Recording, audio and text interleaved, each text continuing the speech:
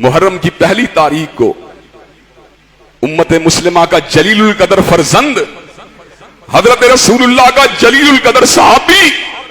آپ کا جلیل القدر ساتھی، آپ کے اشارہ ابرو کے پر ہر وقت تلوار بدست رہنے والا، منافقوں کی گردنوں کو اڑانے کے لیے ہر وقت بےتاب رہنے والا، اللہ کے دین کے لیے مر مٹنے کا جذبہ رکھنے والا، اور اللہ کے نبی کے اشارہ ابرو کے پر کٹ مر جانے کو اپنے لیے سعادت سمجھنے والا، اور حضور کی خوشی کے لیے ہر آن ہر لمحہ بےتاب رہنے والا،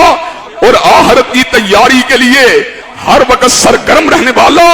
اور حشیت الہی میں ہر وقت ڈوبے رہنے والا،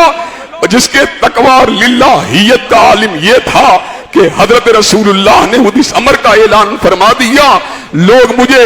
اپنی دینداری کے تناظر میں خواب میں دکھائے گئے، کسی کی قمیض یہاں تک تھی، کسی کی یہاں تک تھی، لیکن عمر کے تدین کا عالم یہ تھا کہ اس کی قمیض زمین کے پر گھسٹ رہی تھی، جس کی دینداری کا عالم یہ تھا کہ وہ سراپا دینداری میں ڈوبا ہوا تھا، اور جس کی رائے کے اوپر قرآن کی آیات محکمات اترا کرتی تھیں، جس کی غیرت دینی و ملی نے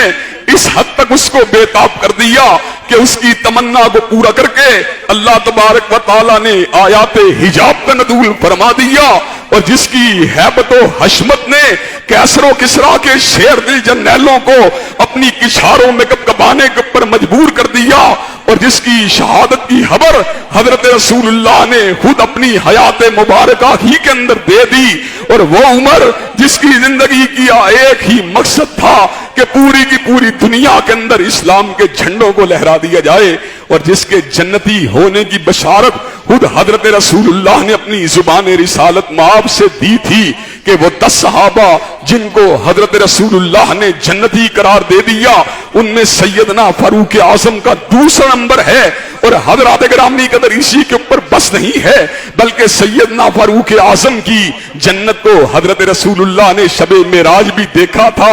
شب معراج حضرت رسول اللہ کو 2 صحابہ کرام رضوان اللہ علیہ مجمعین کے آثاروں کو دیکھنے کا موقع ملا۔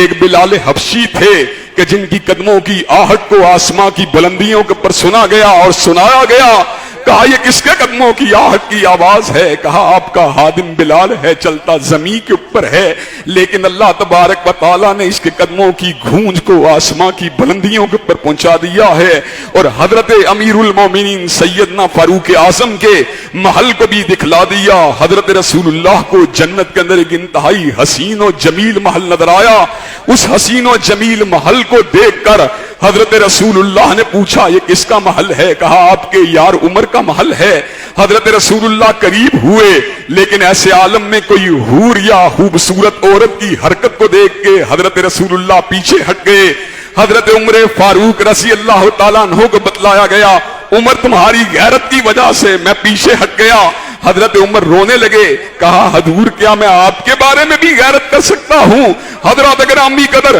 جس کی گورننس نے، جس کے نظم و نسق نے، جس کی رعایا کی خبر گیری نے، اور جس کی بے مثال حکومت نے اس کو اس مقام میں بلند کے پر فائز فرما دیا، جس کی عسکریت نے، جس کی فتوحات نے، جس کی تلوار نے، جس کے عدل و انصاف نے اس کو اس مقام میں بلند کے پر فائز فرما دیا کہ مسلمان تو مسلمان تھا، الفضل بما شاہدت بہ الاداء، کہ بڑے بڑے ماہرین سیاسیات اور بڑے بڑے ماہرین تاریخ جو ہمارے مسلمان بھی نہیں تھے، ہمارے ہم مذہب بھی نہیں تھے، وہ اس بات کو لکھنے کے پر مجبور ہوئے کہ دنیا میں جتنے کامیاب حکمران گزرے ہیں ان میں عمر کا نام نامی بھی انتہائی بلند ہے۔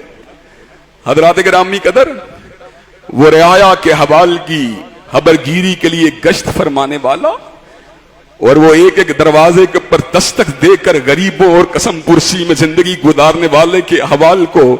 ان کے خبر کو معلوم فرمانے والا، اور وہ ہر بھوکے کے گھر میں کھانا پہنچانے کے لیے بےتاب رہنے والا، اور وہ ہر پیاسے کو پانی پلانے کے لیے ہمہ وقت سرگرم رہنے والا، حضرت امیر المومنین حضرت فاروق اعظم اسی مہینے کی پہلی تاریخ کو اس دنیا فانی سے رخصت ہوئے، اور اللہ نے اتنا مقام بلند دیا، اتنا مقام بلند دیا کہ سونے کے لیے، ہمیشہ کی نیند کو سونے کے لیے حضرت رسول اللہ کے جوار ہی کے اندر جگہ کو عطا فرما دیا۔ حضرات گرامی قدر، اور اپنی خواہش کے ساتھ تمنا بھی یہی تھی، کہا